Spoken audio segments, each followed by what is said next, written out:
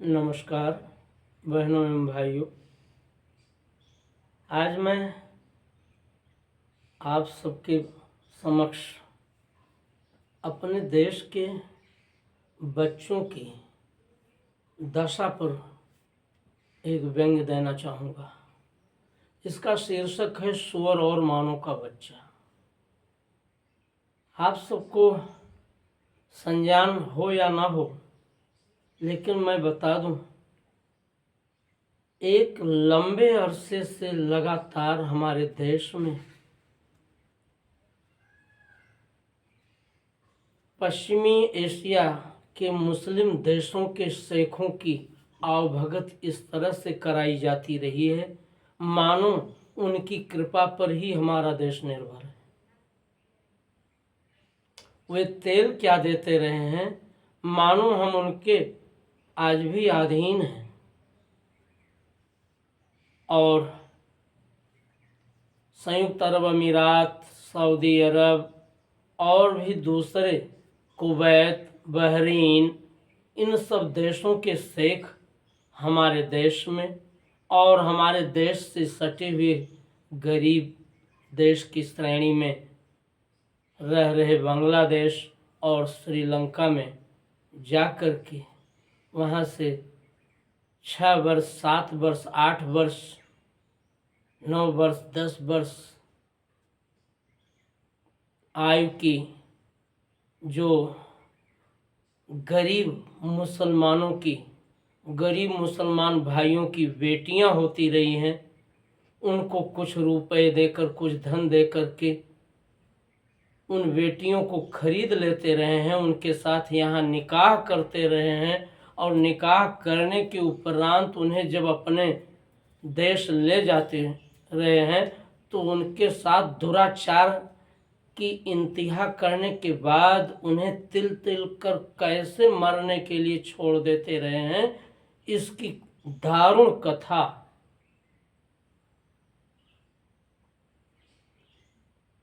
आज हमारे देश के भूलने वाले समाज की निगाहों से, उनके मन से, उनके विचारों से तिरोभाव को प्राप्त है।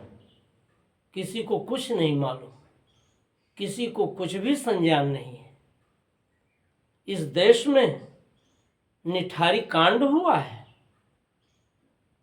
जहां बच्चों का अपहरण कर और उनके शरीर के अंग प्रत्यंग निकाल करके विदेशी बाजारों में बेचे जाते रहे हैं और उनको मौत के घाट उतारा जाता रहा है।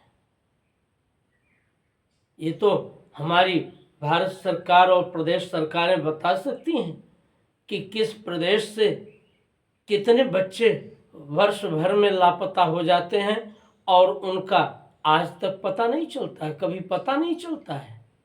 कभी कभी हमारी व्यवस्था सक्रिय होकर अगर ऐसे अपराधियों तक पहुंचती है और तब ऐसे बच्चों को अगर छुड़ा पाती है, तब समझ में आता है कि क्या कांड हमारे देश के प्रति, हमारे देश के बच्चों के प्रति विदेश की धरती से हो रहा होता है। मुझे सम्यक स्मरण नहीं है, मेरा ख्याल है कि लीबिया है या सीरिया है, एक कोई देश है जहां ऊंटों की दौड़ कराई जाती है और उन ऊंटों की दौड़ के लिए हमारे देश से, श्रीलंका से और बांग्लादेश से बच्चों को, गरीब परिवार के बच्चों को खरीद कर ले जाया जाता है और उनको संपूर्णतया नग्न कर ऊंटों के पीछे बांध दिया जाता है और बांध करके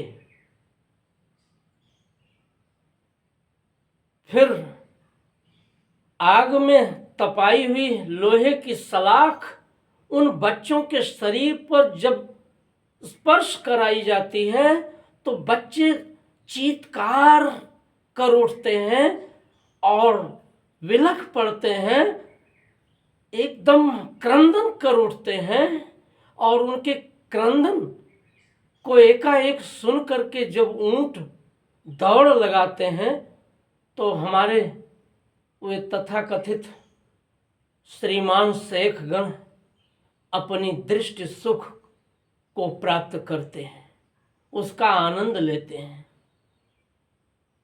हम जाने किस सभ्य दुनिया में जी रहे हैं जहां मासूम बच्चों के साथ ऐसे ऐसे दुष्कांड किए जाते हैं। हमारी आंखें नहीं खुलती। एक कोई कैलाश सत्यार्थी हैं, उनको बच्चों पर रहमदिल होने के नाते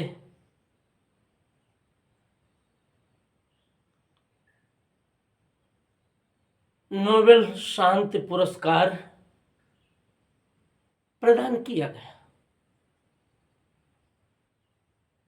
लेकिन वो नोबेल शांति पुरस्कार कैसे प्रदान किया गया, क्यों प्रदान किया गया, उसकी एक पीड़ादायक, अपने ही देश के साथ शत्रुता बरतने वाले को पुरस्कार देकर के किया गया, और जिसमें चीन की बड़ी भूमिका रही थी। उसके माध्यम से भारत में जो कालीन उद्योग रहा है, कारपेट उद्योग रहा है, उसको चीन की शह पर रुपए लेकर कैलाश सत्यार्थी और उन जैसे तथाकथित अग्निवेश वगैरह जो दिखाने के लिए बड़े मानवतावादी बनते हैं, उनके द्वारा ये कांड रचा गया। और भारत का खास तौर से भदोही और दूसरे ऐसे ही क्षेत्रों का कालीन उद्योग खत्म किया गया, केवल इस बात की आड़ में कि ऐसे उद्योगों में अल्पायु के बच्चों को काम कराया जाता है, अल्पायु के बच्चों से काम कराया जाता है। लेकिन ये सब कांड चीन से धन लेकर के किया गया, और चीन ने उस पुरस्कार को इन्हें दिलाने के लिए बड़ी भूमिका निभाने का कार्य किया।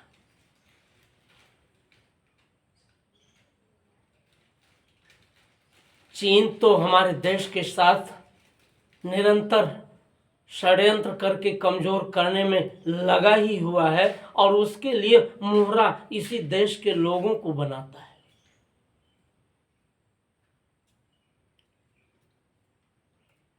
लेकिन उन कैलाश सत्यार्थी जैसे लोगों के दिमाग में हमारे देश की विभिन्न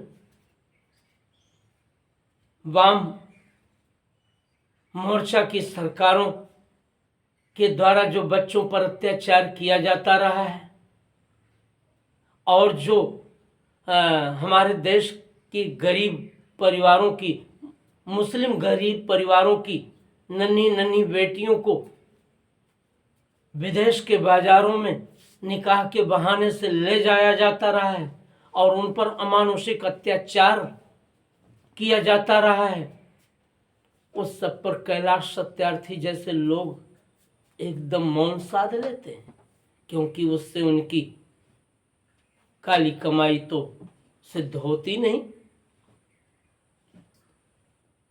समझा जाना चाहिए कि हमारे देश में बच्चों का जिस तरह से संरक्षण और पोषण होना चाहिए, चाहे वो बेटी हो चाहे वो बेटियां हो,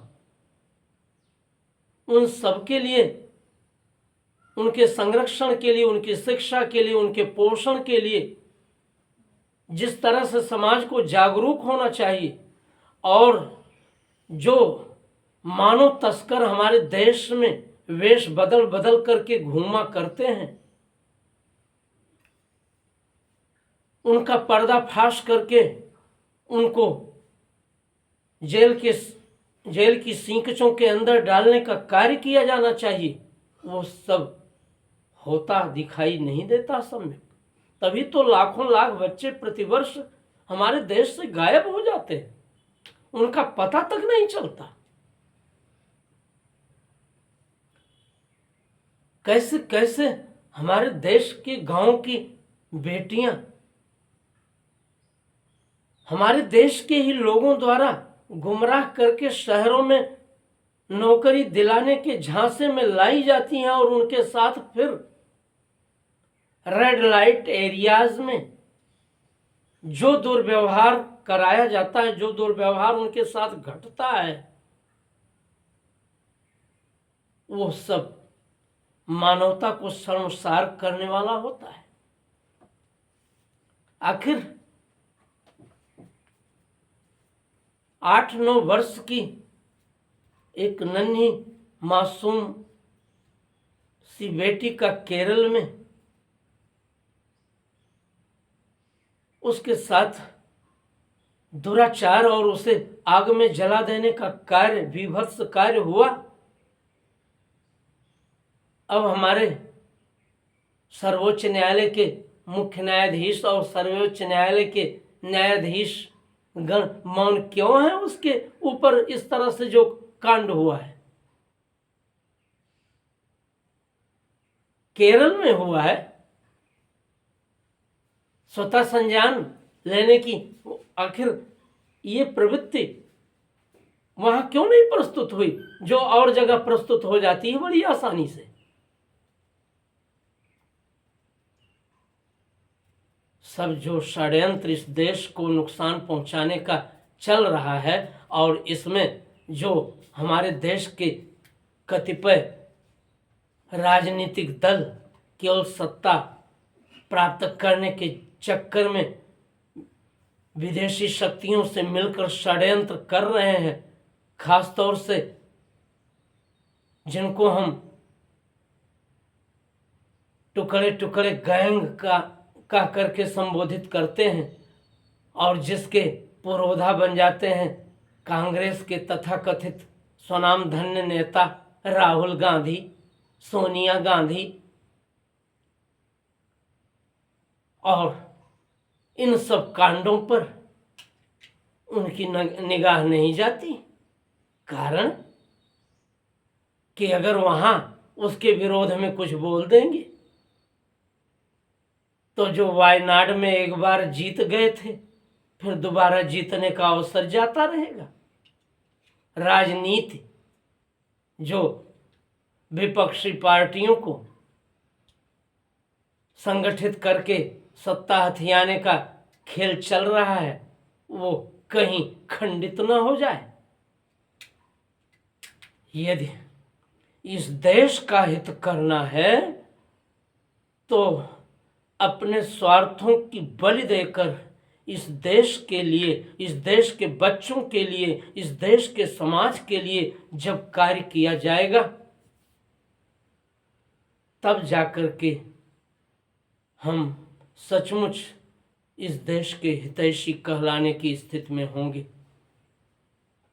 केवल विरोध के लिए विरोध करने की प्रवृत्ति अगर इस देश में चल पड़ी है तो वो खतरनाक बिंदु तक जाएगी। उस खतरनाक बिंदु तक जाने से पहले हमारे देश के सभी राजनीतिक दलों को इस विषय पर सोचना होगा और अपनी सकारात्मक भूमिका के लिए आगे आना होगा। देश हित के लिए सोचना होगा। केवल आलोचना के लिए आलोचना, विरोध के लिए विरोध करने की प्रवृत्ति छोड़नी होगी और अपने देश के नवनिहालों की शिक्षा, दीक्षा और पोषण के लिए ठीक से कार्य करना होगा।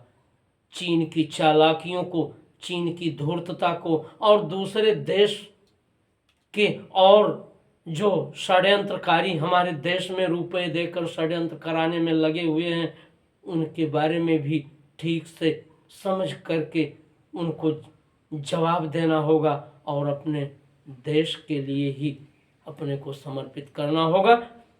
उसी संदर्भ को लेकर के ये व्यंग्य मैं आप सबके समक्ष परोस रहा हूँ। इसका शीर्षक मैंने बताया ही है, सुअर और मानव का बच्चा। ये वस्तुतः हमारे देश के ही उड़ीसा प्रांत में 1982 के आसपास के दौर में, जब वहाँ अकाल की छाया थी, जब वहाँ सूखा पड़ रहा था और लोग अभावग्रस्त जिंदगी जी रहे थे, तो कैसे गरीब परिवार के लोगों को अपने बच्चों को थोड़े थोड़े पैसे तक में अपने जीवन यापन के लिए बेच देना पड़ता था। उसी दारुण अमानुषिक घटना पर यह व्यंग्य प्रस्तुत कर रहा हूं। एक दिन मनुष्यनुमा एक